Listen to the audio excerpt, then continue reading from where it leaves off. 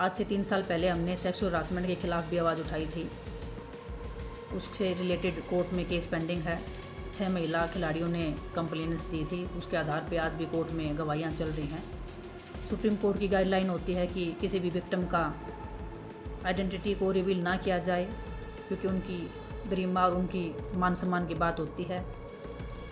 लेकिन आज कुछ मजबूरियाँ ऐसी है कि मैं आप सबको बताना चाहती हूँ। मैं अभी नहीं बोलना चाहती थी कि कोर्ट में केस पेंडिंग है, देश के सामने सब सच्चाई आ जाएगी, लेकिन मैं बताना चाहती हूँ कि मैं उन 6 में से एक विक्टिम मैं खुद हूँ जिसने कंप्लेंट दी थी। आप सबको नमस्कार। जैसे कि आप सबको पता है कि पिछले 1.5 साल से मैं रेसलिंग मैट से काफ़ी दूर थी, लेकिन अभी कुछ महीनों पहले मैंने फिर से रेसलिंग की तैयारी स्टार्ट कर दी थी। बड़ी मेहनत और ईमानदारी से मैं अपनी मेहनत कर रही हूँ। जैसे मैंने पहले देश के लिए मेडल जीते, परमात्मा के आशीर्वाद से, आप सबके सहयोग से मैं चाहती हूँ दोबारा से मैं उस रेसलिंग मैट पर जाऊँ, फिर से देश के लिए ढेर सारे मेडल जीतूँ और हमारे तिरंगे का मान बनाए रखूँ। मैं आप सबके साथ वीडियो के माध्यम से कुछ बातें साझा करना चाहती हूँ। आज से 1 महीने पहले रेसलिंग फेडरेशन द्वारा एक कंपटीशन का अनाउंसमेंट किया गया, रैंकिंग टूर्नामेंट। ये टूर्नामेंट जहाँ पे ऑर्गेनाइज़ करवाया जा रहा है वो गोंडा यूपी, जहाँ पे ब्रजभूषण का घर है, उसका खुद का प्राइवेट कॉलेज है, वहाँ पे इस कंपटीशन को ऑर्गेनाइज़ करवाया जा रहा है। वहाँ पे मेहनत करने वाले हर खिलाड़ी को उसका हक मिलेगा। ये बड़ा नामुमकिन और बहुत इम्पॉसिबल चीज़ है। कौन रेफरी किसकी मैच में जाएगा, कौन रेफरी कितने पॉइंट्स देगा, कौन मैच चेयरमैन कहाँ पे बैठेगा, किसको जितवाना है, किसको हरवाना है, वो सब ब्रजभूषण द्वारा और उसके लोगों द्वारा कंट्रोल किया जाएगा। और सरकार और हमारा खेल मंत्रालय मुख्य दर्शक बन के इस चीज़ को देख रहे हैं। कोई खिलाड़ियों की मदद के लिए आगे नहीं आ रहा है।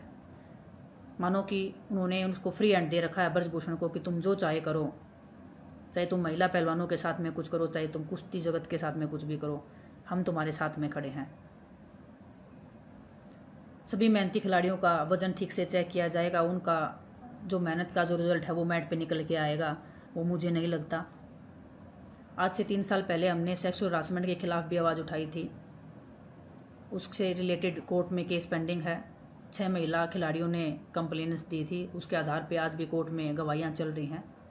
सुप्रीम कोर्ट की गाइडलाइन होती है कि किसी भी विक्टिम का आइडेंटिटी को रिवील ना किया जाए, क्योंकि उनकी गरिमा और उनकी मान सम्मान की बात होती है।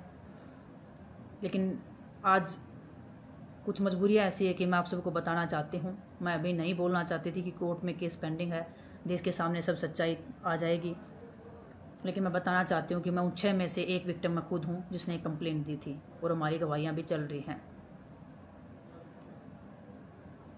आप सोच सकते हैं खुद, मेरा उसके घर पे जाके, उसके खुद के कॉलेज में जाके, जहाँ पे हर इंसान उससे रिलेटेड होगा, जो हर इंसान उसको रिप्रेजेंट कर रहा होगा, वहाँ पे जाके कंपटीशन लड़ना, इतनी मुश्किल सिचुएशन में हम एथलीट पहले ही हम इतना मेंटली हमारे पर प्रेशर होता है, अपनी टीम की उम्मीदें होती हैं, पूरे देश की उम्मीदें होती हैं कि हम कितना अच्छा करेंगे।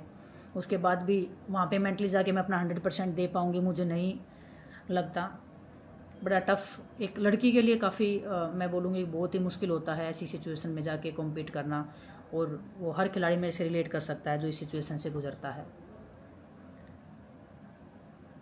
आज भी ब्रजभूषण बोलता है कि रेसलिंग फेडरेशन पे उसका दबदबा है, उसी के लोग उसने बैठा रखे हैं, वो खुद पूरे देश के सामने बोलता है, लेकिन फिर भी स्पोर्ट्स मिनिस्ट्री या भारत सरकार कुछ भी कदम नहीं उठाती है।